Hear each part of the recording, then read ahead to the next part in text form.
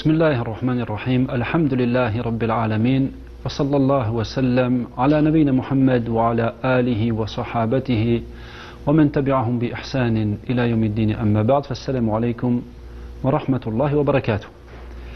Dans ce cours, nous allons faire un récapitulatif de certaines choses importantes qui ont été citées au sujet de la foi en Allah, le premier pilier de la foi. Évidemment, nous n'allons pas tout rappeler, mais rappeler certaines choses importantes qui sont importantes pour le croyant. Alors la première chose, c'est la définition évidemment du tawhid. Le tawhid, c'est le fait de croire qu'Allah est le seul Seigneur, le seul à mériter d'être adoré, et le seul à posséder les plus beaux noms et les plus beaux attributs.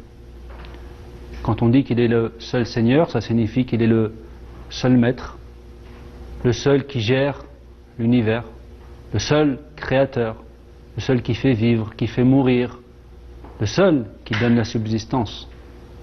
Non.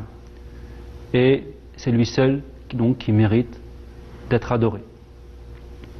Et la définition correcte de la ilaha illallah est, ou la traduction correcte de la ilaha illallah est nul ne mérite d'être adoré sauf Allah.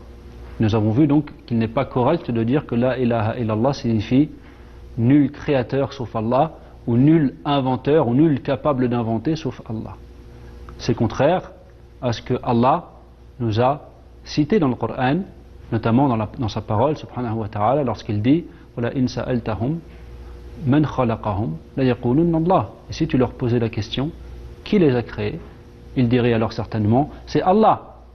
Donc les polythéistes de la Mecque savaient que celui qui les a créés c'est Allah. Donc ils connaissaient le fait qu'Allah est l'unique Seigneur.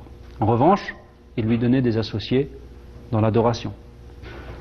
Et Allah subhanahu wa ta'ala dit dans le Coran وَلَقَدْ بَعَثْنَا فِي كُلِّ أُمَّةٍ رَسُولًا أَنِ اعْبُدُوا اللَّهَ وَاجْتَنِبُوا الطَّاغُوتَ. Et nous avons envoyé dans chaque communauté un messager pour leur dire adorez Allah exclusivement et éloignez-vous de Taghut, de tout ce qui est adoré en dehors d'Allah. Donc la base du message de tous les prophètes est nul ne mérite d'être adoré sauf Allah. Quant au fait de croire qu'Allah est le seul créateur, c'est une chose auquel croyaient déjà les polythéistes mécois et beaucoup, si ce n'est la plupart, de ceux qui sont venus avant eux également. Et il est important, c'est une chose que nous avons également évoquée, que apprendre le tawhid, important de rappeler que apprendre le tawhid, l'unicité d'Allah, est une chose qui prend bien plus que 10 minutes. Principalement pour nous qui vivons dans une époque de tentation, d'ambiguïté, de passion, une époque de trouble. Apprendre le tawhid, c'est une chose qui prend bien plus que 10 minutes parce qu'en réalité ce qu'il faut, c'est l'assimiler, c'est vivre avec. Et vivre avec le tawhid, c'est une chose qui demande beaucoup de temps, bi'idhnillah, par la permission d'Allah. Ça c'est une chose qu'Allah donne évidemment, c'est pas le temps, c'est Allah qui donne cette chose-là. Thumma, il faut faire les causes et il faut travailler. Il faut faire les causes pour que Allah nous purifie. Et dans les faits, c'est une chose qui prend bien plus que 10 minutes. Et on a vu également la croyance des gens de la sunna et du consensus au sujet des noms et des attributs. Et pour résumer, c'est très simple. Les noms et les attributs qui sont cités dans le Coran et qui sont attribués à Allah subhanahu wa ta'ala, eh bien nous y croyons. Nous y croyons sans les nier, sans en déformer le sens, sans faire d'anthropomorphisme, c'est-à-dire sans dire que ces attributs ressemblent à ceux des créatures, et sans donner un comment à ces attributs.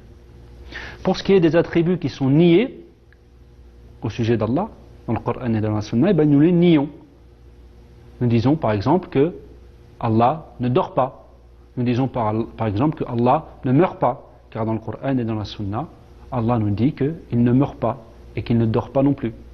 Et ce que nous faisons également, c'est que nous affirmons le contraire de cet attribut qui a été nié et que nous affirmons la perfection du contraire. Donc par exemple, quand nous disons qu'Allah ne meurt pas, conformément à la parole d'Allah subhanahu wa ta'ala, wa tawakkal ala al-hayy alladhi la yamut, et place ta confiance en le vivant qui ne meurt pas, eh bien, nous nions le fait qu'Allah meurt, et nous affirmons le contraire de la mort, à savoir la vie, et nous affirmons la perfection de cette vie. Nous disons Allah ne meurt pas, et il a une vie absolument parfaite.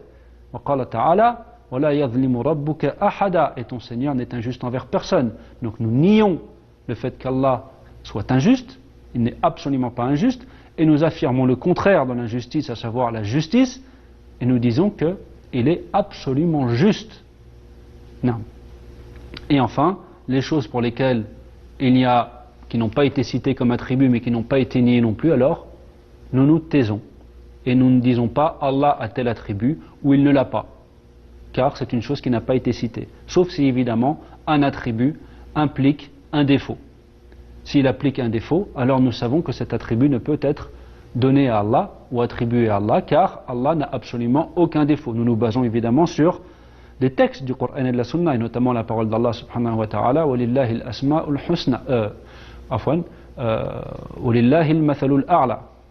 C'est-à-dire, et c'est à Allah qu'appartient la perfection absolue. Donc puisqu'il a la perfection absolue, on ne peut pas lui attribuer des attributs dans lesquels il y a des défauts. Comme par exemple, on avait cité l'exemple des dents, car dire qu'Allah a des dents, certes ça n'a pas été cité dans le Coran et ça n'a pas été nié non plus dans le Coran et dans la Sunna, mais en revanche ça implique le fait qu'il mange. Et manger, ça implique le fait d'avoir un besoin. Et avoir un besoin, c'est une faiblesse. Or Allah est exempt de tout défaut et de toute faiblesse, donc nous affirmons qu'il n'a pas de dents. Nous avons également évoqué les bénéfices d'avoir une foi correcte au sujet des noms et des attributs d'Allah.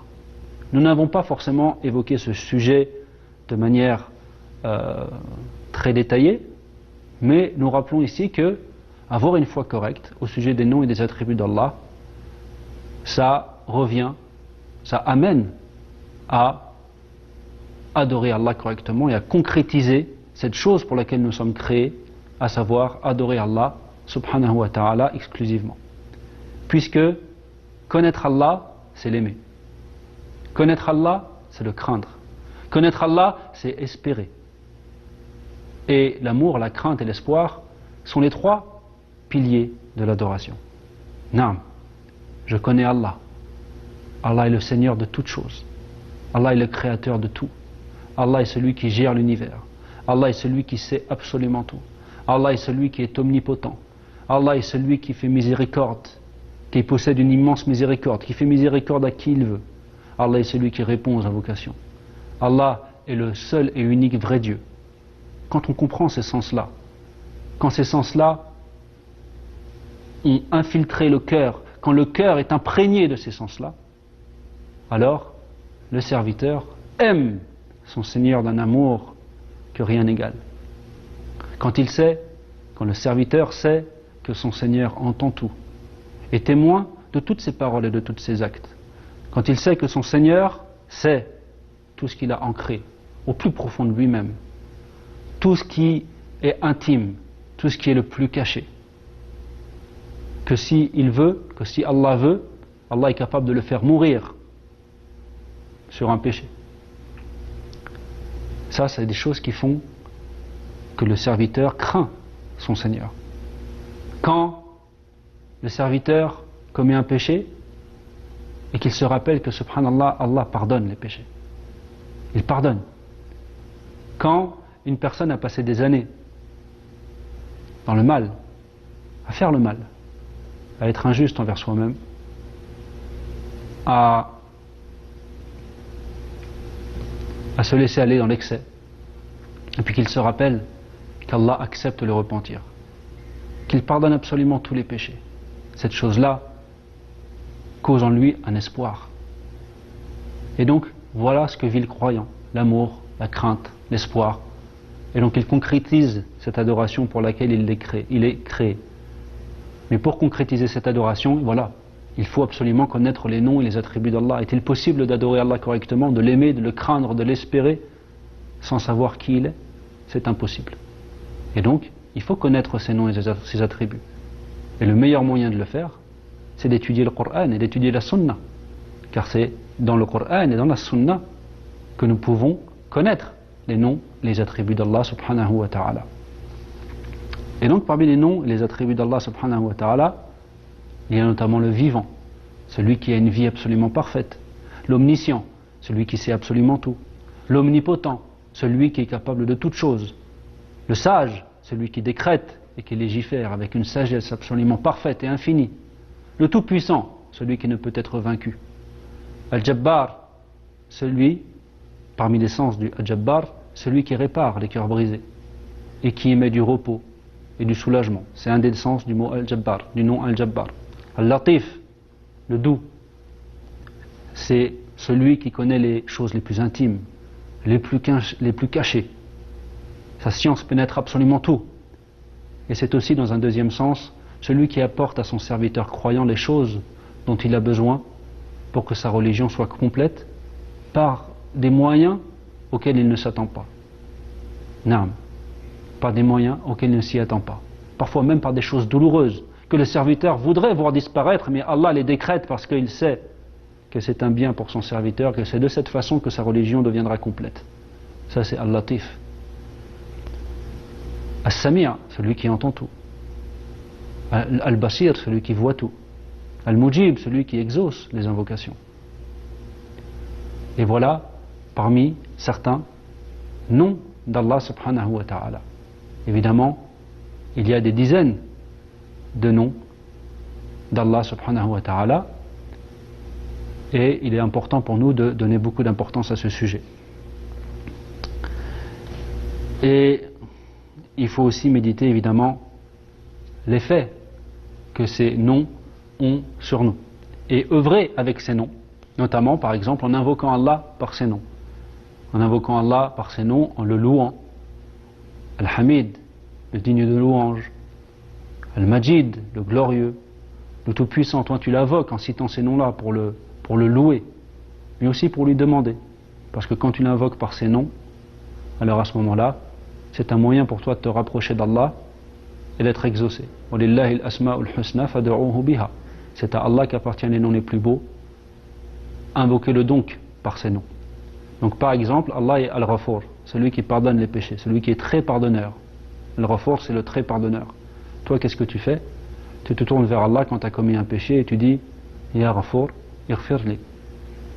Ô très pardonneur, pardonne-moi. Et Allah te pardonne si tu es sincère. Allah n'a pas besoin de toi. Si tu as besoin, tu es dans un moment de faiblesse, tu vas mal, ça ne sert à rien d'aller voir les gens pour te plaindre auprès d'eux. Parce que les gens, au bout du compte, même si une personne sera miséricordieuse envers toi, nul ne sera plus miséricordieux envers toi que le plus miséricordieux des miséricordieux. Donc tu dis, Ya Rahim, irhamni. Oh, toi qui fais miséricorde à qui tu veux, fais-moi miséricorde. Tu as un cœur brisé, tu as des blessures intérieures. Tu dis Ya Jabbar, ujbur kasri. Tu demandes à Allah qu'il répare ton cœur brisé et qu'il y mette du repos et du soulagement. Donc ça, c'est des choses importantes. Parmi les attributs également que nous avons cités et que nous avons étudiés dans ce chapitre, la parole. Naam, la parole. Et il est bon de rappeler ici évidemment que le Coran est la parole d'Allah subhanahu wa ta'ala. Où est-ce qu'on en est, chacun d'entre nous, avec le Coran? Est-ce qu'on a une relation avec le Coran? Allah a descendu un livre, c'est sa parole. Un livre qui est un guide pour chacun d'entre nous. On peut le connaître, on peut l'aimer, on peut le craindre, on peut l'espérer. C'est le chemin, le guide, la lumière qui nous mène vers le paradis, qui nous permet d'éviter l'enfer. On en est où avec ce livre? Est-ce qu'on le lit? Est-ce qu'on le médite? Est-ce qu'on l'étudie? Est-ce qu'on essaye de chercher la lumière dans ce livre-là? Où est-ce qu'on en est dans notre relation avec le Coran, un livre béni, pour chaque lettre que tu lis, c'est 10 récompenses. 10 récompenses. Subhanallah. Imagine-toi le nombre de récompenses que tu peux gagner avec une lecture de 15, 30, 1 heure. 15 minutes, 30 minutes ou 1 heure. Ce sont des milliers, des milliers, des milliers de récompenses. Le croyant pense à ça, il pense à la balance des bonnes actions, à la balance des mauvaises. Et il se dit, le Coran, la lecture du Coran est un moyen pour moi de faire pencher la balance des bonnes actions. C'est un moyen pour moi de trouver la bonne direction dans ma vie de tous les jours. C'est un guide, c'est le guide, c'est un moyen pour moi de connaître Allah. C'est un moyen pour moi d'avoir une relation avec mon Seigneur, c'est sa parole. C'est un miracle. C'est la parole la plus belle. Et parmi les attributs que nous avons également cités, le fait qu'Allah descend pendant le dernier tiers de la nuit au ciel le plus bas, toutes les nuits, et qu'il dit qui me demande afin que je lui donne, ou qui m'invoque afin que je l'exauce, qui me demande afin que je lui donne, et qui me demande pardon afin que je lui pardonne. Pourquoi je rappelle ça? Afin que ce soit un rappel pour chacun d'entre nous.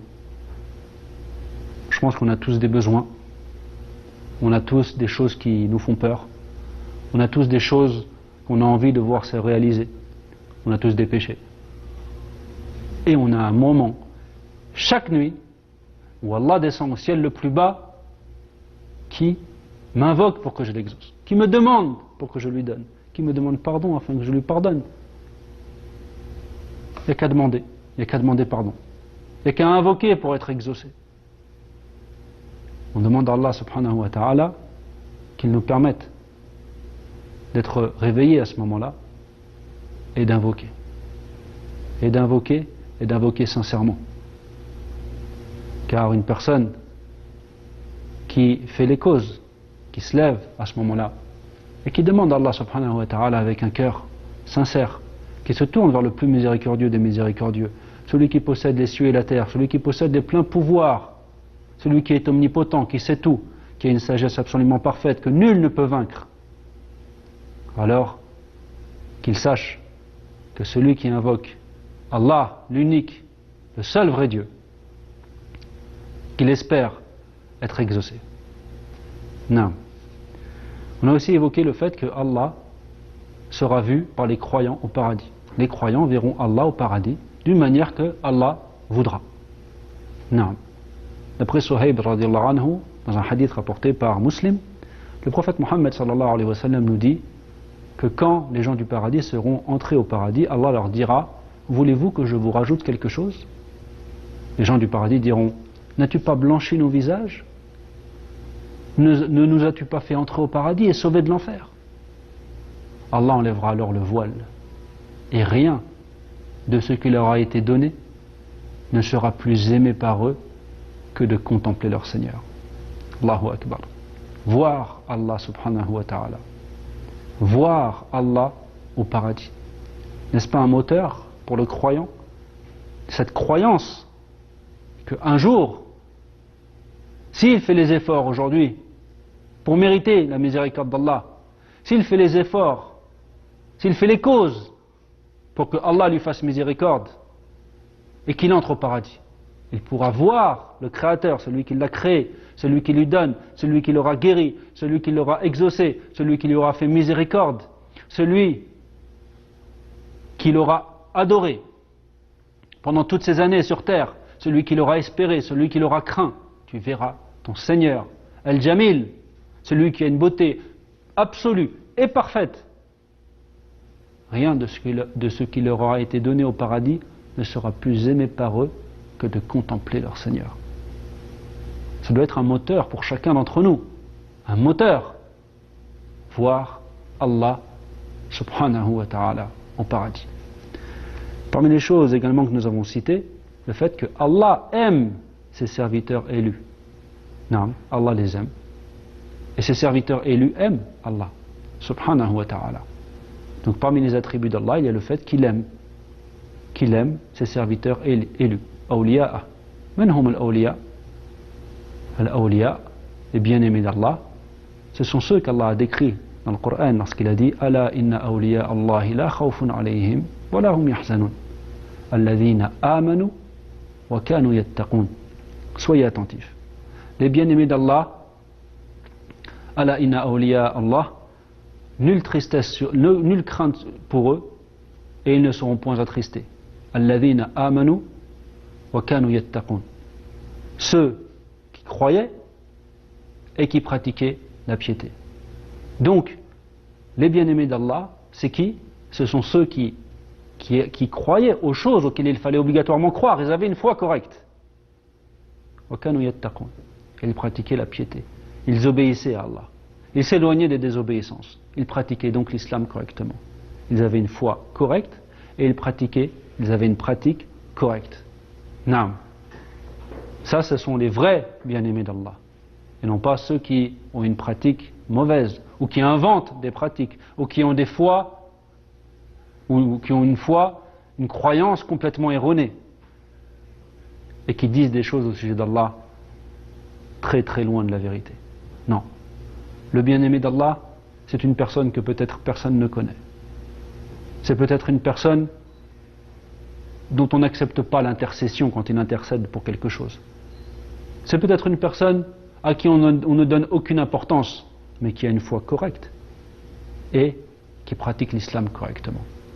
Et on avait cité d'ailleurs dans un cours particulier certaines causes pour obtenir l'amour d'Allah. Et on avait dit que parmi les causes, il y a notamment l'endurance. Naam, être endurant. C'est-à-dire patienter, être endurant pour obéir, pour ne pas désobéir. Être endurant face aux décrets d'Allah qui sont parfois douloureux. Parmi les choses pour être aimé d'Allah, on avait dit aussi le repentir. Le fait de se repentir à Allah. Le fait d'être bienfaisant. D'adorer Allah comme si tu le vois. Adorer Allah comme si tu le vois. Ça, c'est le plus haut degré de la bienfaisance. Le deuxième degré, c'est adorer Allah avec la certitude qu'Allah te voit. Et puis il rentre aussi dans la bienfaisance envers les créatures. Parfois c'est obligatoire, comme envers les parents, et parfois c'est surérogatoire, comme une aumône, par exemple, que tu vas donner, une aumône surérogatoire. On ne parle pas de la zakat. Non. Parmi les choses aussi qu'il y a à faire, placer sa confiance en Allah, ou faire des actes surérogatoires en plus de l'accomplissement correct des obligations. Tout ça, ce sont des choses qui peuvent amener à obtenir l'amour d'Allah subhanahu wa ta'ala. Non. Et on avait également cité une chose qui est importante, on avait cité des moyens pour lutter contre les tentations, les ambiguïtés ou les passions. On avait dit qu'il fallait se tourner vers Allah subhanahu wa ta'ala, apprendre sa religion correctement, s'accrocher à la prière et la faire correctement. Il fallait demander pardon et se repentir, parce que demander pardon et se repentir, c'est un moyen de nettoyer son cœur, de purifier son cœur. Et donc quand on a un cœur pur, on fait face, on est fort face aux tentations, alors que quand le cœur est noirci par les péchés, il s'enfonce de plus en plus dans le mal. Et enfin, on avait dit que le dernier moyen, c'était le dhikr, et aussi la lecture du Coran. Évidemment, on a cité beaucoup plus de choses que ça dans le chapitre sur la foi en Allah, mais c'est un petit récapitulatif de certaines choses importantes que nous avions étudiées. On demande à Allah subhanahu wa ta'ala qu'il nous permette d'avoir une foi correcte au sujet d'Allah et de concrétiser le tawhid et de concrétiser l'adoration pour laquelle nous sommes créés. On demande à Allah qu'il nous pardonne et qu'il nous donne une bonne fin. هذا والله أعلم وصلى الله وسلم على نبينا محمد والسلام عليكم ورحمة الله وبركاته. للدعوة لله رب العالمين تطيب نسعد